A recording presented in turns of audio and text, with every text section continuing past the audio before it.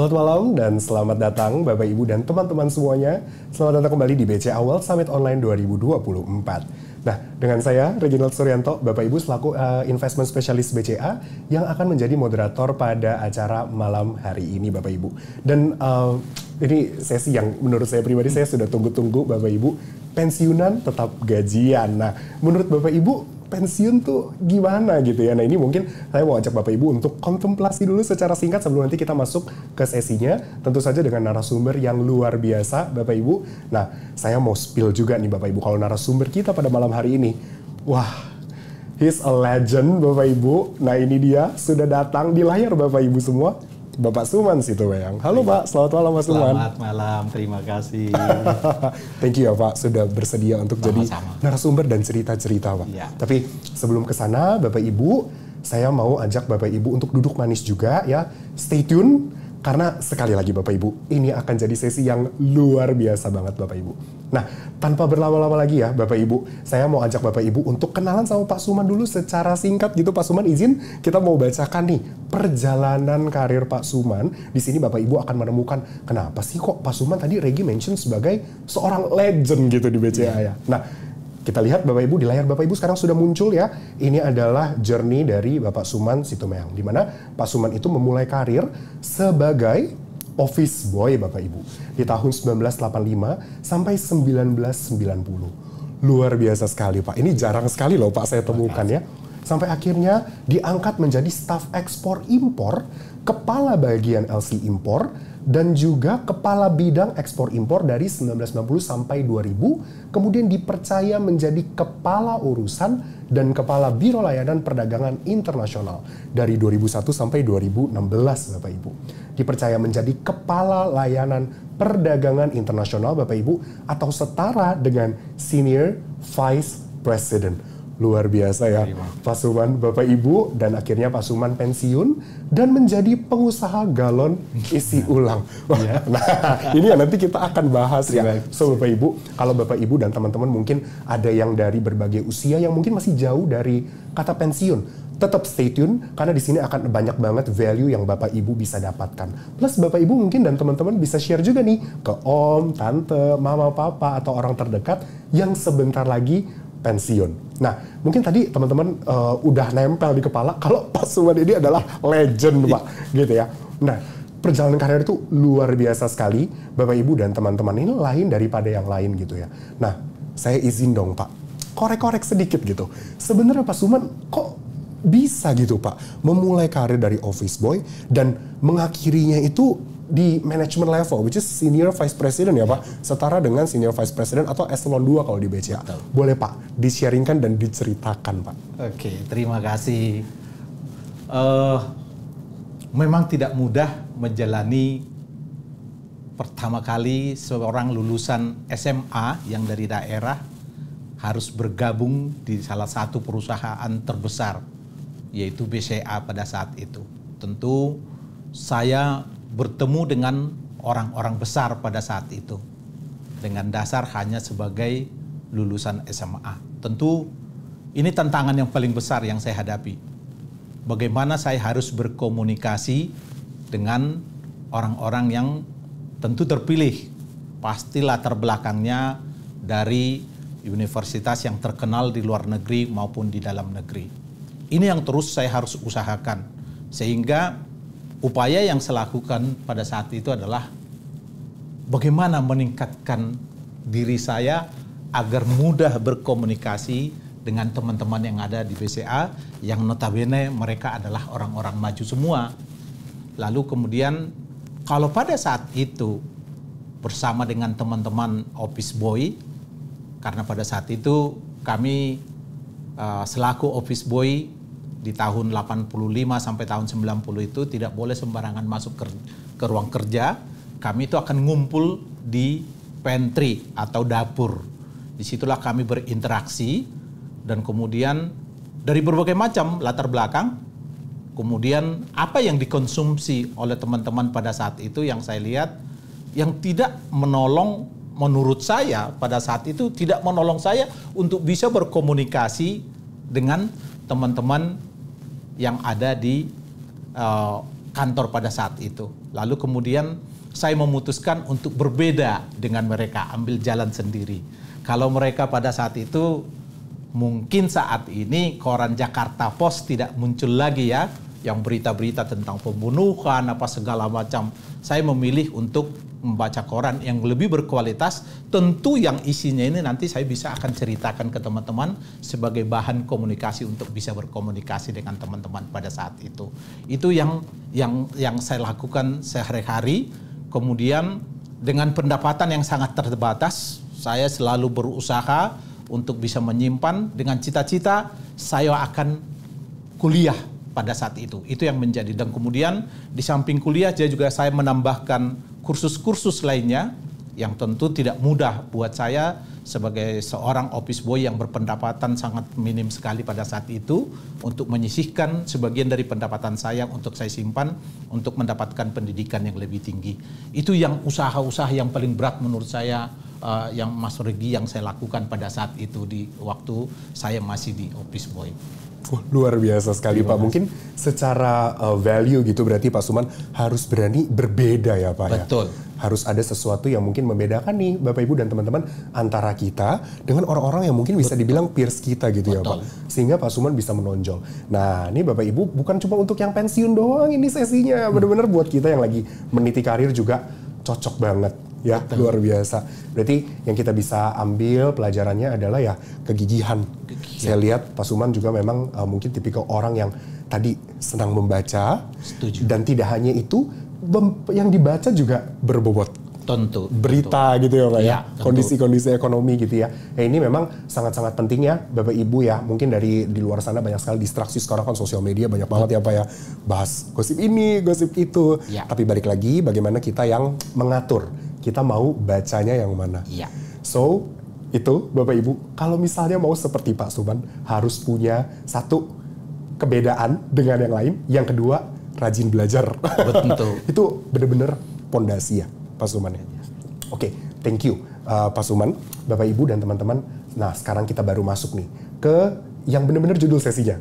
Pensiunan tetap gajian. Kita awali dengan Pak Suman, itu pensiun berarti 2020 ya Pak? Betul. Betul ya? Ya. Nah, yang mau saya tanyakan Pak, menurut Pak Suman, setelah Pak Suman memasuki masa pensiun ya Pak, kalau misalnya kita ini taunya pensiun ya udah nggak kerja lagi Pak, selesai, istirahat, leha-leha di rumah, tiap hari bangun mungkin jalan pagi, kumpul sama keluarga. Tapi setelah Pak Suman menjalani ya Pak, yang mau saya tanyakan adalah apa sih Pak definisi pensiun menurut Pak Suman dan bagaimana realita pensiunnya Pak Suman yang sebenarnya? Oke, kalau menurut saya pensiun ini adalah merupakan satu bentuk kehidupan baru yang kita harus jalani. Ya. Bagaimana bentuknya nanti? Tergantung kita bagaimana kita merencanakannya. Ya, tentu kita harus juga sesuaikan dengan kondisi nanti setelah pensiun. Tentu berbeda. Ketika kita aktif bekerja, setiap tanggal 25 kita masih akan dapat rutin. Lalu bagaimana dengan pensiun? Ketika kita pensiun, kita tidak mendapatkan apa-apa lagi setiap tanggal 25. Maka dari sejak sebelum pensiun, seperti apa yang sudah dilakukan di BCA, bahwa ada persiapan pensiun, di situ saya sudah mulai merencanakan apa yang harus saya lakukan nanti setelah pensiun. Memilih salah satu yang saya pilih pada saat itu adalah bahwa saya tetap beraktivitas, tetapi dengan menata keuangan yang tidak mengeluarkan banyak uang. Seperti apa contohnya? Umpamanya memilih olahraga, tentu saya harus pilih tetap sehat, tetapi tidak harus mengeluarkan uang banyak. Seperti berjalan kaki, itu adalah merupakan bagian dari yang saya pilih pada saat itu. Aktivitas, kenapa saya harus jatuh? Pilihan saya kepada menjual air mineral pada saat itu. Karena saya pikir saya harus tetap beraktivitas, tetapi tidak mengeluarkan uang banyak, tetapi paling tidak saya bisa mengurangi pengeluaran yang banyak dan juga bisa berbagi dengan orang lain. Karena pada saat ini ketika usaha galon ini saya mulai, saya sudah mempekerjakan 3 orang sebagai karyawan. Itu caranya bagaimana saya memilih memaknai pensiun itu di dalam hari pensiun saya. Kira-kira itu. Mas Thank you, Pak Suman. Nah, yang menarik Bapak Ibu ya, Pak Suman juga nih, kalau kita mungkin boleh spill juga gitu Bapak Ibu dan teman-teman ya, kalau setara dengan eselon 2 atau senior vice president di BCA, Pak Suman pasti dulu sering antar jemput driver, bener ya Pak ya? Pasti. Dapat fasilitas ini itu dan aduh kalau gaji nggak usah diomongin lah, bener ya Pak ya? Nah, tapi kan sekarang Bapak menjalani bener-bener ya, yang tadi pengusaha air minum isi ulang Pak, yang mana mungkin secara fasilitas sudah jauh berbeda. Tentu. Dulu Bapak ada yang antar jemput, Tentu. dan sekarang mungkin Bapak yang harus turun tangan langsung ke tempat usahanya Pak Suman gitu. Ya. Ada ketemu kesulitan nggak Pak untuk menghadapi perubahan, mungkin kita bisa bilang gaya hidup Pak, dari yang dulu ada yang melayani ya Pak Suman ya, sekarang mungkin kita bisa bilang harus melayani gitu. Boleh Pak Suman di-sharingkan juga. Baik. Ini yang menurut saya tantangan yang terberat ketika kita mengalami pensiun. Ketika saya pensiun, pertama kali di hari pertama, bangun pagi-pagi, menemukan mobil sudah tidak ada di bagasi, di garasi sudah tidak ada mobil, lalu kemudian sopir juga tidak menjemput lagi. Dan sempat memang ya wajar ya sebagai manusia agak down pada saat itu. Tetapi saya berpikir bahwa kehidupan ini harus berjalan. Saya mulai menata lagi sesuai dengan apa yang saya rencanakan sebelumnya, yang sudah saya tetapkan bahwa saya akan berbisnis air. Lalu kemudian di saat itu saya harus umumkan di tempat di mana saya tinggal bahwa saya sekarang ini adalah jualan air galon. Lalu kemudian para tetangga, saya nggak tahu apakah karena dengan belas kasih atau memang mereka butuh, tetapi yang pasti positif buat saya adalah saya harus berani melayani mereka. Lalu ke mereka, tetangga ini banyak yang order dan saya mengantar langsung ke rumah masing-masing para tetangga ini. Dan seperti yang fakta pada saat ini bahwa para tetangga ini juga adalah bekerja di perbankan juga, tentu kompetitor kita BCA. Mereka melihat, loh kok Pak Suman sudah itu, jangan Pak, jangan diantar Pak, biar saya ngangkat. Enggak, saya harus tetap angkat. Ini adalah bagian dari pekerjaan yang harus saya kerjakan. Dan ini adalah salah satu bukti bahwa kita harus berani keluar menyatakan bahwa sekarang sudah berbeda. Bukan seperti dulu lagi. Tidak perlu harus bersembunyi-sembunyi, harus menampakkan apa yang sebenarnya faktanya kita ada pada saat itu. Jadi saya ngangkat sendiri galonnya itu ke masing-masing dan saya akan tempatkan di tempat mereka minta seperti apa. Itu yang saya lakukan pada saat itu. Luar biasa. Ini berarti memang dibutuhkan kerendahan hati ya Pak, memang tentu. Untuk bisa, mungkin kalau dulu lebih banyak dilayani ya Pak sebagai dalam tanda kutip leader atau atasan gitu ya. Tapi sekarang balik lagi karena sudah masanya untuk agak turun gitu fase kehidupannya ya Pak ya. Dari karyawan, dari bos menjadi bos juga sih Pak, bener ya. Tapi yang seperti tadi Pak Suman ceritakan Bapak Ibu dan teman-teman, Pak Suman antar sendiri galon itu, diangkat sendiri ke rumah konsumennya. Wah luar biasa Pak. Kayaknya saya udah nyarah tuh Pak. Aduh berat, tapi Pak Suman luar biasa sekali. Nah itu terkait dengan menata hati kalau kita boleh ibaratkan gitu ya Pak. Bagaimana dengan komunikasi bersama keluarga Pak? Mungkin istri, anak-anak gitu Pak. Ada nggak Pak komunikasi-komunikasi yang mungkin disampaikan? Apakah ada perubahan secara dinamika? Kan tentu saja berbeda ya Pak. Kalau dulu Pak Suman menghabiskan sebagian besar waktu Bapak di kantor, sekarang pasti lebih banyak ketemu sama keluarga Pak. Gimana tuh Pak? Kita bersyukur ketika kita sudah pensiun akan lebih banyak waktu yang akan kita gunakan untuk keluarga.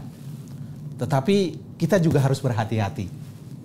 Yang saya maksud di sini berhati-hati adalah agar tadi yang saya katakan menata hati itu tetap dipelihara dengan baik. Jangan mudah tersinggung. Karena yang saya alami sendiri, kadang yang disampaikan oleh baik itu istri, anak, kadang kita terlalu cepat mengambil ke hati. Ya, ini akan mengganggu sebenarnya. Tapi seperti yang saya sampaikan tadi, tata dengan baik, mulai komunikasi. Dan yang saya bisa dapatkan pada saat ketika saya sudah pensiun ini adalah benar-benar harus merendah hati. Bukan seperti dulu lagi. Saatnya sudah berubah. Ini adalah bukan saatnya kita berbicara bagaimana seorang waktu itu menjadi atasan, tapi kita ini sekarang adalah menjadi partner di dalam keluarga. Maka banyak berdiskusi, baik dengan istri, dengan anak-anak, membangun toko, dan mereka saya libatkan. Anak-anak saya juga saya libatkan, membangun sistem di dalam toko saya ini, sehingga meskipun berupa bentuknya seperti toko, tapi tetap dikelola seperti mengelola bisnis sebagaimana layaknya orang membangun bisnis. Itu yang saya lakukan. Demikian juga istri saya libatkan juga, mereka juga harus terlibat mengelolanya, sehingga bisa maju dengan saat ini. Dan kemudian ilmu yang didapatkan dari kantor itu benar-benar memang kita harus bisa manfaatkan, ya, manfaatkan dalam hal artinya bagaimana menetapkan target-target yang akan kita capai ke depan. Layaknya kayak sepertinya kok toko kok seperti mengelola kantor gitu ya, benar-benar itunya. Lalu kemudian di target pertama, di tahun pertama kami hanya bisa menjual 400 galon per hari. Terus kita tingkatkan, kemudian dengan bermodalkan pengetahuan pengalaman yang didapatkan dari kantor, diterapkan di toko. Kemudian sampai terakhir kita bisa mencapai 3.500 galon per bulannya. 3.500 galon. Ini yang perlunya komunikasi dengan keluarga. Tapi ketika berkomunikasi itu yang saya sampaikan tadi, jangan lagi beranggapan bahwa kita ini adalah orang kantoran. Sudah berubah. Itu yang harus dijaga. Luar biasa Pak, sinergi ya Pak berarti ya antara Bapak dan keluarga. Nah ini, wah bener kan Bapak Ibu dan teman-teman, saya udah bilang sesi ini tuh akan sangat-sangat menarik dan masih panjang. Bapak Ibu stay tune, jangan tinggalin komputer atau handphone Bapak Ibu dulu. Nah mungkin kalau saya boleh summary ya Pak Suman ya, dari yang tadi sudah disampaikan oleh Pak Suman, kita bisa dapat setidaknya 3 poin Bapak Ibu dan teman-teman. Yang pertama terkait dengan bagaimana kita ketika nanti pensiun harus bisa menata hati ya Pak. Betul. Kalau dulu sebagai mungkin Bapak Ibu dan teman-teman ada yang posisinya di kantor itu sebagai bos gitu ya, mendapatkan fasilitas yang luar biasa, diantar jemput dan lain sebagainya. Ketika pensiun mungkin fasilitas itu tidak melekat lagi kepada kita. Betul. Ya Pak ya. Sudah harus hilang, dan bagaimana cara kita bisa punya kerendahan hati untuk menyesuaikan kita punya gaya hidup yang baru ya Pak. Betul. Ya. Which is okay ya Pak ya, nggak apa-apa banget dong kalau ada perubahan gaya hidup ya. Dan yang kedua, sinergi, komunikasi bersama dengan keluarga ya. Nah ini bisa banget dicontoh Bapak Ibu dan teman-teman yang mungkin sekarang lagi bangun usaha bersama keluarga.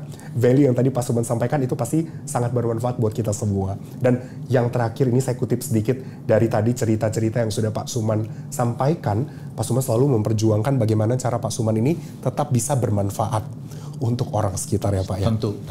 Luar biasa sekali Pak Suman. Thank you banget Pak. Ini udah di-sharingkan sejauh ini luar biasa sekali. Nah kalau tadi kita udah tanya-tanya Pak Suman terkait dengan nilai-nilai apa aja sih secara non-finansial ya, apa yang harus kita siapkan dan lain sebagainya. Sekarang kita masuk ke yang kebanyakan manusia tuh tertarik juga nih Pak, uang.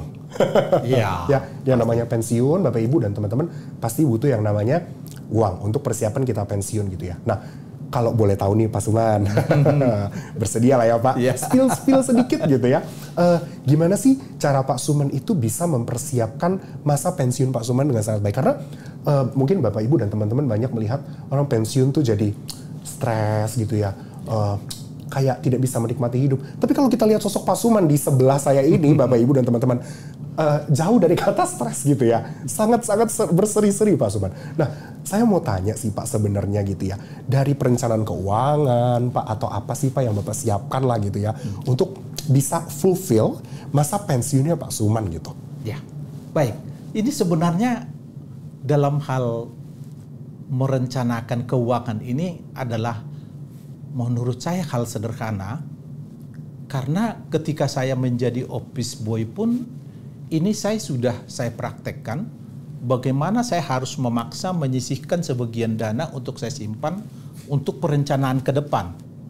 ya, seperti umpamanya kursus dan juga kuliah. Nah, apalagi seperti yang kita tahu, semakin meningkatnya jabatan, tentu kan pendapatan akan semakin bertambah. Dan kemudian yang bersyukurnya itu adalah perkembangan perbankan akhir-akhir ini. Ya, artinya pilihan untuk investasi itu cukup banyak yang kita miliki. Tidak harus banyak yang kita harus sisihkan, tapi sedikit demi sedikit yang kita harus simpan. Baik itu umpamanya di reksadana, deposito, kalau kita mau perlu untuk simpan untuk keperluan yang agak-agak likuiditasnya perlu cepat. Kemudian juga di jangka panjang juga saham juga saat ini juga kita udah bisa tidak seperti dulu ruwetnya. Kalau dulu kan kita harus ngisi form apa segala macam, sekarang tinggal masuk di aplikasi saham sudah bisa kita membeli. Nah, begitu cara saya untuk melakukan merencanakan keuangan. Artinya sesuatunya itu harus dipaksakan. Jangan menunggu sampai ada lebih. Lebih tidak akan pernah terjadi di dalam keuangan. Sama ketika saya office boy. Kalau saya katakan menunggu lebih, pasti selalu kurang. Demikian juga saat ketika sudah jabatan semakin tinggi, tentu tuntutan konsumsi juga semakin tinggi, maka saya harus memaksakan berapa bagian dari apa yang saya miliki, saya harus simpan. Dan itu yang bisa saya nikmati saat ini, tentunya. Ya, menarik sekali Bapak Ibu dan teman-teman. Tadi Pak Suman ada mention satu yang, menohok sekali gitu ya Pak. Terkait dengan kalau cari sisanya, nggak akan pernah ada sisanya Pak ya? Nggak pernah ada. Pasti habis. Itu memang nature-nya ya Bapak Ibu dan teman-teman. Ketika kita punya uang gitu ya Pak ya, memang adanya tuh rasa pengen belanja terus gitu ya. Uang ya balik lagi, itu pilihan Bapak Ibu dan teman-teman. Tapi kalau misalnya kita boleh sharing-sharing dari cerita Pak Suman tadi, better untuk kita siapkan juga untuk kebutuhan masa depan. Gitu ya Pak Suman ya, luar biasa sekali Bapak Ibu dan teman-teman. Pak Suman, tadi Pak Suman juga cerita nih, kalau misalnya Pak Suman tuh mulai investasi, mulai nabung-nabung gitu ya Pak ya, dari sejak Bapak sebagai office boy Pak. Artinya mungkin secara pengalaman sebagai banker, masih minim Pak dibandingkan dengan sisa karir Pak Suman gitu Pak. Tapi kok bisa ya Pak mindset itu muncul sejak dini Pak? Ada triggernya nggak Pak kalau boleh di-sharing Pak? Oh, tentu ini kesadaran setelah situasi ekonomi yang dalam artian tanda kutip tidak pernah mendapatkan bantuan dari orang tua. Ini harus dilakukan secara mandiri. Ya. Kalau melihat apa yang didapatkan pada saat itu sebenarnya, rasanya tidak mungkin harus menyimpan. Ya, atau menyisihkan sebagian dari yang didapatkan ini. Tetapi harus dilakukan karena apa? Ada sesuatu yang saya tuju. Yaitu yang saya tuju pada saat itu adalah kondisi pendidikan saya yang sangat minim, perlu uang untuk bisa meningkatkan pengetahuan saya. Ya. Kemudian di cara bergaul kita pun itu akan mempengaruhi. Makanya pada saat itu saya pilih bukannya mengecilkan teman-teman saya sesama office boy pada saat itu, saya tetap bergaul dengan mereka. Tetapi pada saat itu saya mau bergaul dengan orang-orang yang pendidikannya lebih tinggi agar mempengaruhi bagaimana cara saya hidup nanti ke depan. Contohnya umpamanya kalau ketika saya ngobrol berbicara dengan teman-teman karyawan pada saat itu, kadang kita sering dianggap remeh karena apa? Apa yang keluar dari kita itu tidak sesuai dengan ilmu yang dimiliki pada saat itu. Artinya ini apa ya, remeh-temeh yang diomongin gitu ya. Dan kita tidak bisa mengimbangi apa yang dibicarakan. Maka tekad saya pada saat itu bagaimana caranya untuk meningkatkan pendidikan saya, ya mau nggak mau saya harus sisihkan dari apa yang saya dapatkan. Itu sakit, ya tentu akan mengurangi apa yang saya, kesenangan-kesenangan yang saya dapatkan, yang seharusnya saya dapatkan sebagai karyawan pada saat itu, saya sisihkan untuk bisa membangun masa depan itu. Tentu harus ada target kalau di dalam itunya. Itu sih yang selalu saya tanamkan. Bahkan saya sudah mendapatkan jabatan atau mendapatkan pendapatan yang lebih, itu pun menjadi bagian dari yang selalu saya rencanakan dalam perjalanan hidup saya. Luar biasa, Pak. Saya dari tadi ngomong luar biasa terus. Tapi emang beneran luar biasa, Bapak Ibu, gimana dong? Tadi Pak Suman udah sharing ya, Bapak Ibu ya. Pak Suman ini memang punya pola pikir dan mindset yang saya rasa Bapak Ibu dan teman-teman patut untuk contoh gitu buat kita semua gitu ya. Nggak cuma Bapak Ibu di sana, saya pun Pak banyak banget belajar dari Pak Suman. Dan very inspiring Bapak Ibu dan teman-teman semua. Dan kalau misalnya nih saya mau kasih spill sedikit, Pak Suman tadi kan ngomongin soal investasi juga jangka panjang ya Pak ya. Selain untuk likuiditas gitu ya Pak. Nah, buat Bapak Ibu dan teman-teman yang belum tahu, mungkin yang nonton ada juga yang di luar, of course ada yang karyawan BCA, ada yang juga di luar gitu ya. Untuk Bapak Ibu yang mungkin belum tahu, kalau kita di BCA ya Pak, setiap bonusan gitu ya, wah lumayan tuh dapat kebagian porsi saham BCA kecil-kecil lah gitu ya Pak ya. Nah, kalau saya boleh sharing ya Bapak Ibu dan teman-teman. Nah ini di layar Bapak Ibu dan teman-teman saya sekalian kasih gambarnya biar dapat gambaran bahwa kalau misalnya nih kita anggaplah dari masa Pak Suman menjadi karyawan tetap di BCA gitu ya. Di 2004 gitu ya. Pak Suman investasi 1 juta aja Bapak Ibu. Ya, atau Bapak Ibu deh investasi 1 juta aja ya. Di tahun 2020, wah, dananya Bapak Ibu udah jadi 30.500.000 rupiah. Luar biasa ya Pak. Ini fakta. Oh, nah kan berarti Pak Suman merasakan ya Pak. Pasti. Tumbuhnya dalam jangka waktu yang memang panjang, namanya juga saham ya. Betul. Investasinya memang untuk jangka panjang Bapak Ibu. 2.954% growth-nya dari tahun 2004 sampai 2020. Ini untuk saham BBCA. Wah, luar biasa. Ya ini memang salah satu instrumen investasi jangka panjang yang siapa yang nggak mau untuk investasi di BCA gitu Pak Suman ya. Nah itu intermezzo aja Bapak Ibu, dan untuk kita bisa sum up gitu ya. Mulai dari sharing Pak Suman terkait dengan keuangan tadi, saya akan tampilkan 3 poin yang kita juga bisa highlight ya. Yang pertama terkait dengan diversifikasi. Kalau tadi Pak Suman sempat sampaikan bahwa Pak Suman punya deposito ya, simpan juga di reksadana, dan juga ada untuk instrumen investasi jangka panjang. Nah ini adalah diversifikasi Bapak Ibu dan teman-teman. Artinya diversifikasi itu kita tidak taruh satu uang kita di satu aset aja ya Pak Suman, sehingga kalau misalnya asetnya lagi drop atau marketnya lagi koreksi ya, kita masih punya cadangan yang lain. Benar ya Pak? Nah yang kedua, likuiditas. Tadi Pak Suman juga info terkait likuiditas, karena ini sangat penting Bapak Ibu. Karena kalau misalnya kita investasi fokusnya untuk keuntungan jangka panjang, tapi ketika kita butuh uang tidak bisa dicairkan atau likuiditasnya kurang baik gitu ya, susah juga ya Pak kita untuk memenuhi kehidupan kita sehari-hari. So ini penting sekali Bapak Ibu. Nah yang ketiga, bisnis pensiun. Ya, ini memang dalam ilmu wealth management Bapak Ibu, bisnis pensiun ini juga umum kok dimiliki oleh Bapak Ibu dan teman-teman gitu ya, yang mungkin nanti mau pensiun. Dan wah, 3.500 per bulan. Bisa dibayangkan Bapak Ibu. Luar biasa sekali. Dan saya percaya ya untuk Bapak Ibu yang mungkin mau mulai untuk saya harus seperti Pak Suman nih punya bisnis pensiun. Hari ini value yang disampaikan akan sangat bermanfaat buat Bapak Ibu dan teman-teman semuanya ya. Nah, kalau misalnya nih Pak Suman, saya izin ya Pak ya, untuk Bapak Ibu dan teman-teman yang mau coba untuk investasi gitu ya. Nah, kita udah ada nih aplikasi yang luar biasa banget Pak Suman ya, My BCA Bapak Ibu dan teman-teman. Bisa di-download di Play Store untuk Bapak Ibu yang pakai Android, dan juga di App Store ya untuk Bapak Ibu yang pakai produk-produk Apple ya. Nah ini kalau misalnya Bapak Ibu mau download, tinggal download aja gratis, nggak perlu bayar. Di situ nanti Bapak Ibu bisa melakukan banyak sekali jenis transaksi, transfer, terus ngecek mutasi rekening untuk tahu juga tuh pengeluaran kita per bulan bocornya luar biasa nggak nih gitu. Kan itu penting ya Pak Suman ya. Untuk kita mempersiapkan rencana keuangan jangka panjang, kita harus tahu kondisi keuangan kita seperti apa.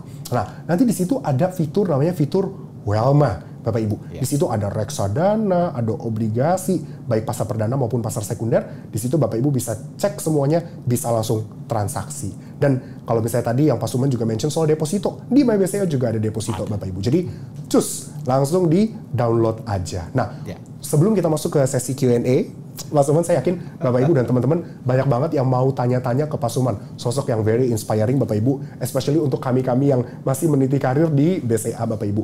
Saya ada satu quote Bapak Ibu, ya. Ini yang sebenarnya dilontarkan oleh Pak Suman. Pak Suman ini kebetulan sering diundang jadi pembicara Bapak Ibu ya, dan pernah ngisi satu podcast juga.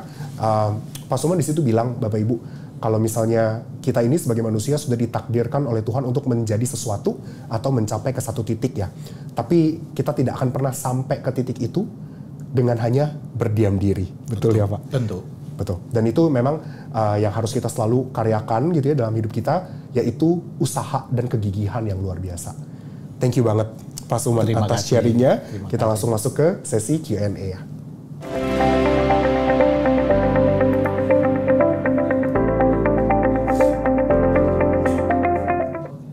Oke, Bapak Ibu, waduh, udah banyak nih Pak Suman yang mau tanya-tanya sama Pak Suman nih. Ini abis ini Pak Suman banyak fansnya Bapak Ibu, nggak apa-apa. Pak Suman senang kok menjawabkan pertanyaan-pertanyaan ini. Kita mulai dengan pertanyaan yang pertama, Bapak Ibu, bagaimana nih memisahkan tabungan pensiun Pak Suman yang digunakan untuk kehidupan sehari-hari dengan dana untuk memulai usaha galon isi ulang Pak Suman? Oke, terima kasih. Jadi dalam melakukan investasi, khususnya kita seorang pensiunan, maka harus ada batas maksimum yang harus kita investasikan. Ya, kenapa pilihannya pada saat itu saya memilih usaha galon? Karena hitungan saya pada saat itu dari semua dana pensiun yang saya dapat, saya sudah patok kira-kira hanya 10% maksimum yang saya coba untuk lakukan investasi. Ya, saya akan usahakan terus dan akan melihat kalau ketika umpamanya dari 10% yang sudah saya targetkan tidak tercapai, ya, ini the worst case lah artinya hal terburuk kalau itunya, maka investasi saya akan hentikan, tidak akan saya lanjutkan.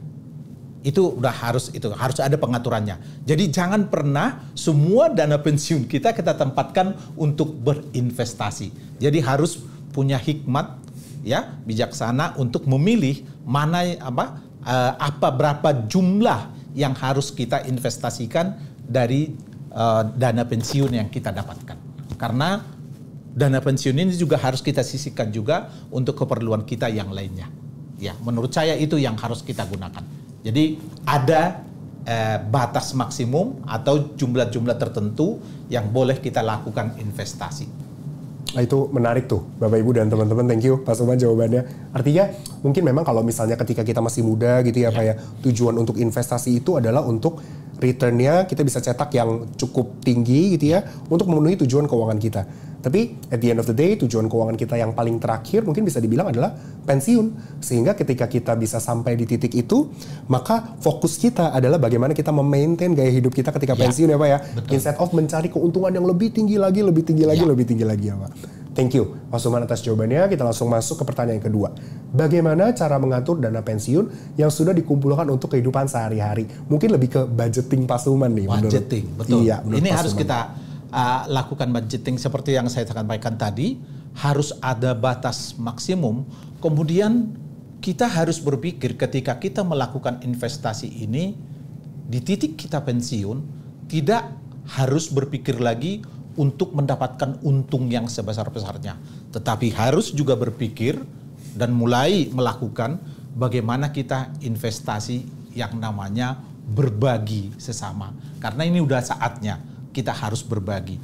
Maka ketika saya juga menjalankan bisnis galon saya, maka saya pekerjakan 3 orang bukannya karena pendapatannya sudah cukup banyak, tetapi saya berpikir kapan lagi waktunya saya harus berbagi dengan orang-orang sekeliling saya. Ya, meskipun sedikit saya dapatkan, tetapi yang pasti bisnis ini akan berjalan panjang, tetapi tetap juga menjadi berkat bagi sekeliling, di mana orang-orang yang bekerja kepada saya itu mendapatkan pendapatan dari situ juga. Wow, itu very fruitful tuh statement Pak Suman, Bapak Ibu dan teman-teman. Kalau saya boleh bantu rangkumkan, yang pertama tetap ada porsi untuk investasi ya Pak ya. Tadi Pak Suman bilang maksimal 10% karena sudah masuk ke masa pensiun. Betul. Kemudian yang kedua dialokasikan untuk mungkin biaya-biaya untuk usahanya Pak Suman ya. Betul. Dan pendapatan dari bisnis tersebut Pak Suman juga alihkan untuk ibaratnya berbagi gitu ya ke orang-orang di sekitar dan juga karyawan-karyawan yang bekerja di tempat usahanya Pak Suman, dan tentu saja sisanya mungkin kita bisa alokasikan untuk bagaimana kita bertahan hidup sehari-hari ya Pak, untuk makan, bayar listrik dan lain sebagainya gitu ya. Thank you Pak Suman. Yang ketiga, bagaimana turning point Pak Suman dari office boy bisa diangkat menjadi karyawan yang bekerja di belakang meja? Ada apa sih Pak yang men-trigger Bapak akhirnya punya motivasi gitu untuk, aduh saya nggak bisa nih di sini-sini terus, saya harus naik kelas. Boleh Pak? Ya, ini adalah satu turning point ketika kita bergaul di tempat yang benar. Ketika saya menjadi waktu itu seorang office boy, kalau saya ada di lingkungan itu terus, di lingkungan teman-teman office boy, maka akan menjadi satu poin buat saya, ya sudah, ya beginilah kita. Tetapi seperti yang saya katakan dari awal tadi, saya selalu ingin berkomunikasi dengan orang-orang yang lebih tinggi dari saya. Dan inilah yang men-trigger saya untuk mau bekerja keras, saya harus seperti mereka dan saya tidak mau menjadi orang miskin lagi. Saya mau seperti mereka karena mereka juga bisa melakukan, tentu saya juga bisa. Itu yang selalu dekat di saya. Makanya selalu saya dekat dengan mereka, bergaul dengan mereka. Bagaimana saya agar bisa bergaul dengan mereka? Tentu konsumsi pengetahuan yang saya konsumsi harus paling tidak setara atau tidak jauh di bawah teman-teman karyawan pada saat itu. Jadi kalau dilihat teman-teman office boy pada saat itu, dianggapnya sok, ya, nggak mau bergaul dengan. Sebenarnya bukan itu, bukannya mau sok-sokan, bukannya mau sombong, tetapi bagaimana cara kita memilih siapa, dengan siapa kita bergaul. Itu yang akan men-trigger kita akan menjadi seperti apa. Sangat mudah kok. Kalau kita bergaul dengan orang yang sering merokok, sebentar lagi kita akan menjadi perokok. Betul, Pak. Dah lama. Ya. Mau jadi apa kita ke depannya? Bergaullah dengan orang-orang yang tepat di sekeliling kita. Dan itu fakta yang saya lakukan pada saat itu. Jadi bisa dikatakan pada teman-teman pada saat itu bahwa si Suman itu adalah orang sombong, tidak mau. Bukan itu maksudnya. Tetapi saya mau merubah kehidupan saya, mau sama seperti apa yang saya lihat di depan mata saya. Itu aja yang saya lakukan pada saat itu. Luar biasa, artinya memang ada keinginan dari Pak Suman untuk merubah ya Pak. Betul. Dari sisi mungkin kita bisa bilang taraf hidup ya menjadi lebih baik lagi, dan tentu saja salah satunya adalah dengan cara menempatkan diri di lingkungan sesuai dengan apa yang kita tuju gitu ya Pak ya. Tentu. Wah, another knowledge Bapak Ibu. Langsung ke pertanyaan keempat. Tips menjalankan bisnis di mana sekarang kondisi masih bekerja di kantoran. Nah ini mungkin sebelum Pak Suman menjawab gitu ya, kita tahu ya Bapak Ibu di bio-nya, di poster udah kelihatan bahwa sekarang ini Pak Suman juga berkarir di BCA Digital gitu ya. Nah, tapi FYI Bapak Ibu, Pak Suman ini join di BCA Digital baru akhir tahun 2023 ya Pak ya? Iya. Tepatnya di November. So Pak Suman memang sudah menjalani masa pensiunnya dulu beberapa tahun, baru berkarir lagi di BCA Digital Bapak Ibu sebagai Head of Office Management and Procurement ya Pak Suman ya. Nah, baru sekarang kita masuk. Nah, dari kan mungkin kalau misalnya sebelumnya Pak Suman belum join di BCA Digital, bisa fokus ke bisnis Pak Suman di rumah. Nah, sekarang gimana sih Pak cara bagi-bagi waktunya, atau ada tips-tips gak Pak untuk bagi prioritas dari kerja di BCA Digital dan juga menjalankan usaha di rumah? Ya. Jadi teman-teman, kalau ketika membangun bisnis, jangan pernah takut untuk berbagi ilmunya kepada orang-orang yang kita pekerjakan di tempat kita bekerja. Ketika membangun sistem, juga membangun orang. Ya. Jadi teman-teman atau karyawan yang ada di toko saya ini, saya sudah tanamkan moto-moto bagaimana mereka harus bekerja. Caranya bekerja. Lalu sistemnya bagaimana mereka itu kan. Jadi semua praktek-praktek di kantor itu saya sudah praktekkan di toko saya. Bagaimana mereka cara mencapai target. Bagaimana membangun image yang bagus untuk sebuah toko. Itu terus saya tanamkan kepada mereka. Dan kemudian ketika saya menjalankan bisnis ini kira-kira baru 8 bulan, sebenarnya bukan hal yang susah lagi buat saya untuk meninggalkan toko ini. Sebenarnya saya sudah bisa saya tinggal monitor lewat laporan yang saya udahkan. Jadi saya ciptakan berbagai macam laporan dan sistem prosedur bagaimana mereka harus melaporkan. Jadi begitu mudah buat saya untuk meninggalkan, artinya tidak harus saya tungguin 24 jam atau seharian di dalam itu. Jadi cukup seminggu sekali mereka mengirimkan laporan ke saya bisa cek dari sana semua aktivitas toko.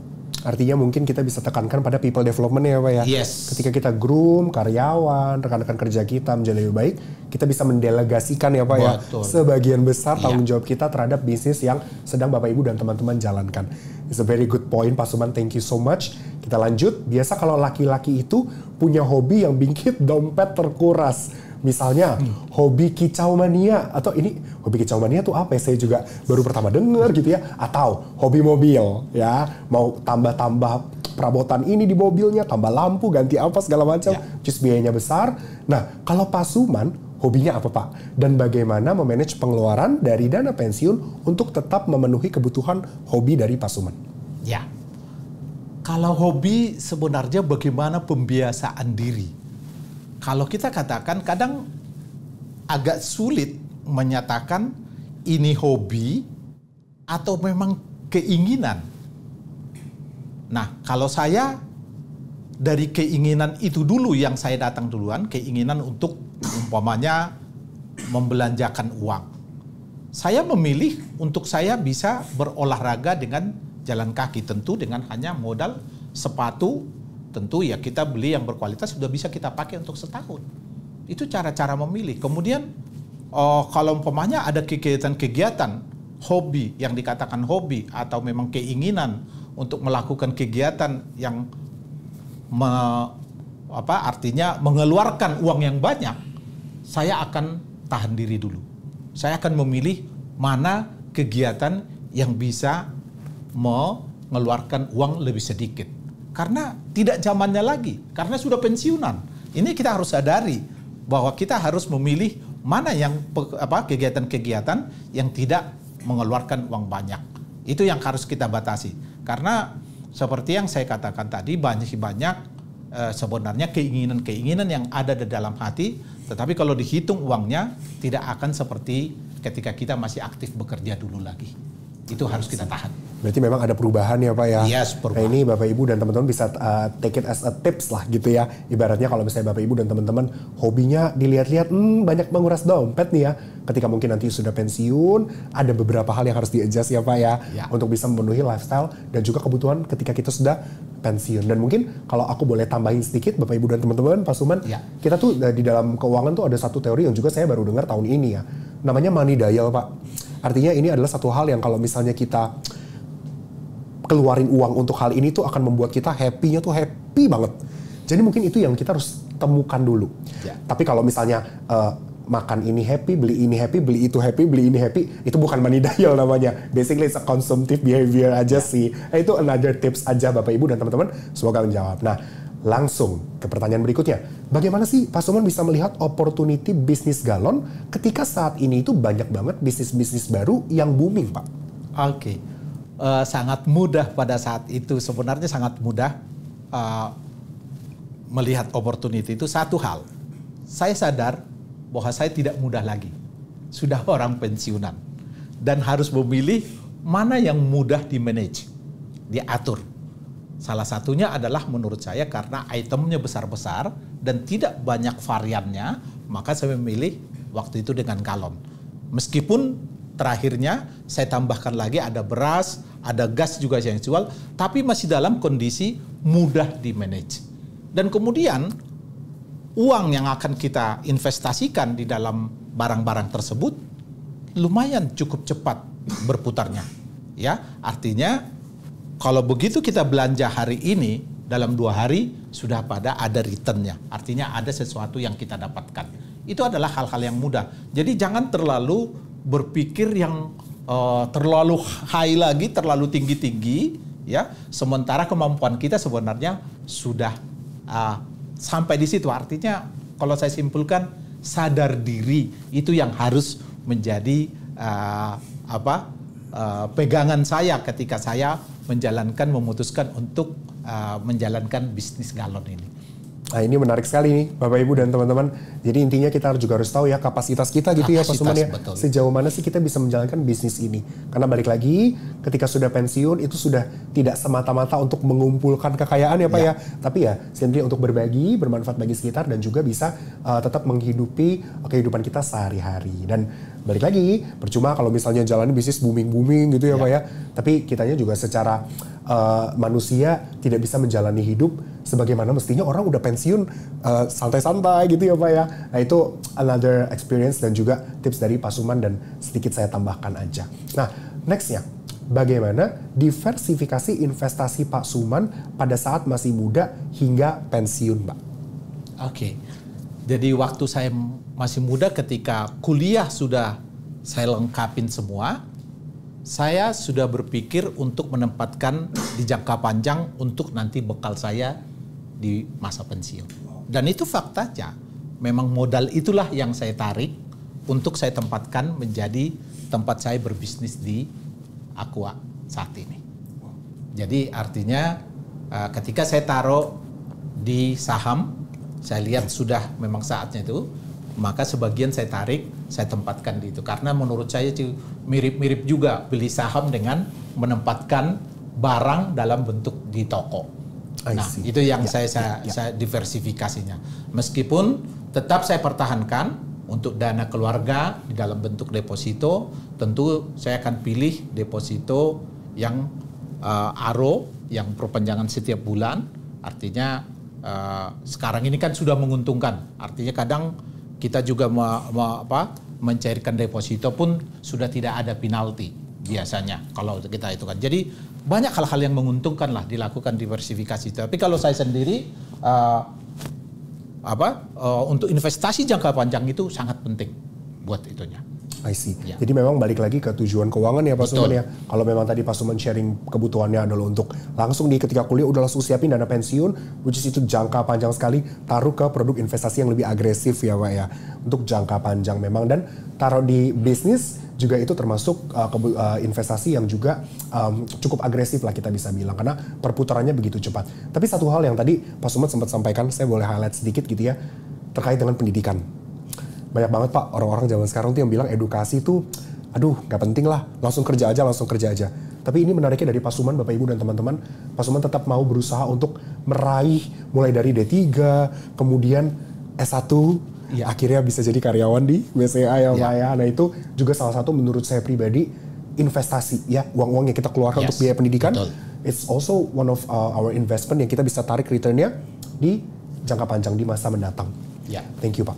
Nah, apakah strategi diversifikasi Bapak untuk saat ini berupa menjadi pembisnis galon dan investasi saham dan investasi-investasi lainnya? Atau mungkin misalnya kalau saya boleh sum up Pak, kalau misalnya kita rincikan secara ibaratnya kalau misalnya dalam investasi kan porsinya ada banyak tuh ya Pak ya.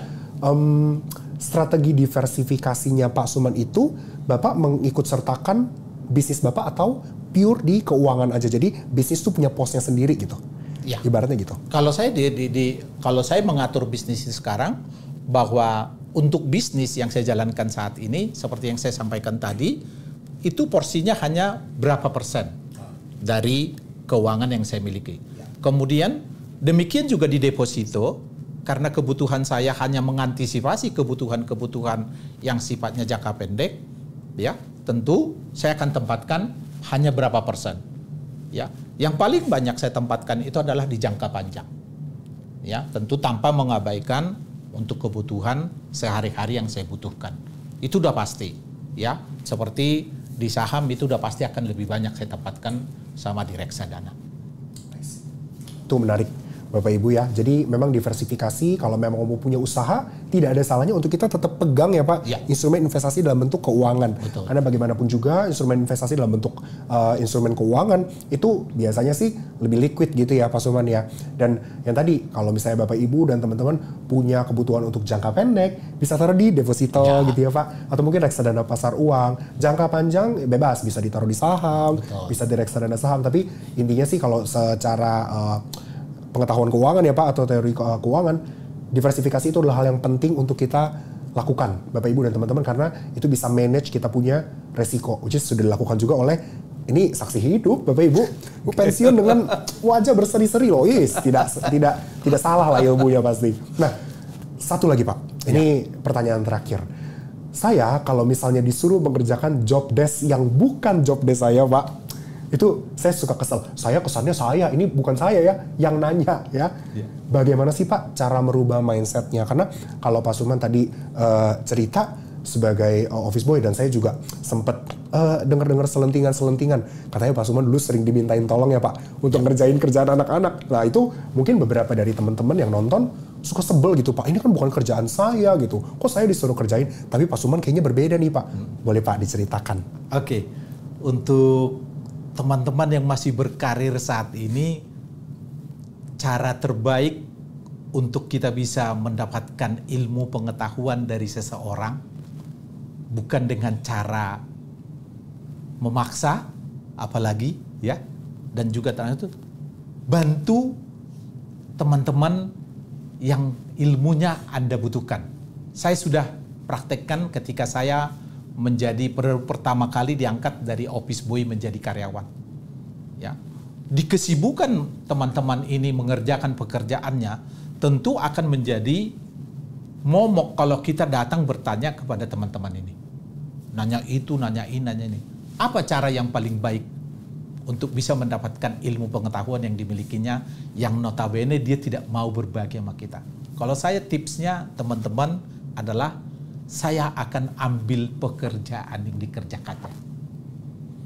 Tentu ini akan membuat hatinya senang. Setelah saya kerjakan pekerjaannya, lalu akan saya tanyakan, ini bagaimana cara mengerjakannya? Oh, lakukan ini, lakukan ini, lakukan ini. Maka itu akan banyak masukan yang lebih original dibanding kita bertanya. Kalau bertanya, kadang dia mungkin mau menjawab, tapi seperti apa adanya. Tidak mendapatkan semuanya. Tapi ketika kita mengerjakan pekerjaannya, atau kita diminta tolong bantuin dia, ketika kita mengerjakan pekerjaannya, maka keaslian ilmu yang ada di dia itu akan kita dapatkan. Ya, itulah yang saya dapatkan di ekspor impor. Ya, artinya teori penting saya pelajari di ekspor impor, tetapi yang lebih penting adalah praktikal yang dimiliki oleh para yang senior yang ada di ekspor impor ini. Itu tidak akan pernah dicatat di dalam buku, tapi ada di dalam hati dan pikiran mereka. Lalu bagaimana cara mendapatkan yang di hati dan pikirannya? Bukan dengan bertanya, tetapi sentuh hatinya, agar hatinya yang berbicara kepada kita, yaitu dengan cara mengambil bagian pekerjaan yang dipekerjakannya. Saya sangat sama menjadi orang yang paling senang dimintain tolong. Karena dengan dimintain tolong itulah saya bisa mengetahui apa sebenarnya yang dikerjakan oleh senior saya tersebut. Itu sudah saya praktekkan mulai sejak saya ada di office boy pada saat itu. Itu cara belajar paling gampang juga ya Pak sebenarnya, karena kita melakukan sendiri gitu ya, dan kita kalau bahasa yang sering didengar mungkin kita menempatkan kaki kita di sepatunya senior-senior kita ya Pak. Setuju banget. Wah, luar biasa banget Bapak Ibu dan teman-teman. Saya rasa habis ini Pak langsung pada nanyain, kamu udah kerjaan apa sih saya kerjain gitu. Buat belajar ya Mas Sumat. Thank you Bapak Ibu dan teman-teman atas pertanyaannya yang luar biasa sekali Pak Suman. Terima kasih banyak Pak buat ilmunya, buat ceritanya, very inspiring Pak. Sehat-sehat terus buat Pak Suman. Dan terima kasih. Sebelum kita menutup ya sesi BCA World Summit Online Pensiunan Tetap Gajian hari ini, izinkan saya untuk menyampaikan pesan penutup. Wih, pesan penutupnya kayaknya formal banget gitu ya. Jadi Pak Suman udah lihat nih apa yang mau disampaikan. Saya cuma mau nyampein Bapak Ibu dan teman-teman. Untuk Bapak Ibu dan teman-teman yang mau coba investasi di BCA, kita sekarang lagi ada promo. Siapa orang zaman sekarang yang nggak suka promo ya? Nah, Bapak Ibu bisa mendapatkan cashback reksadana hingga Rp750.000 untuk investor baru, serta cashback reksadana hingga Rp15 juta untuk pembelian produk reksadana. Info lebih lanjut Bapak Ibu bisa lihat nih di website worldsummit.bca.co.id pada menu tab promo atau di landing page promo pada bca.id/WS online promo. Kalau zaman dulu mah nggak ada promo-promo ya Pak investasi Tidak ya. ada. Dan memang lebih sulit Pak untuk melakukan investasi. Bener, sekarang lebih accessible Betul. dan reachable, ditambah lagi ada promo. So, tidak perlu ditunda-tunda Bapak Ibu agar tujuan keuangan kita bisa langsung tercapai ya. Tentunya kita harus usaha ya. Salah satunya adalah dengan berinvestasi. So, itu Bapak Ibu sesi yang mungkin kita bisa sampaikan ke Bapak Ibu dan teman-teman pada malam hari ini. Saya Regilal Suryanto mewakili Pak Suman Situbayang selaku narasumber. Mohon pamit undur diri dan sampai jumpa di sesi BCA Wealth Summit Online 2024 berikutnya. Bye-bye.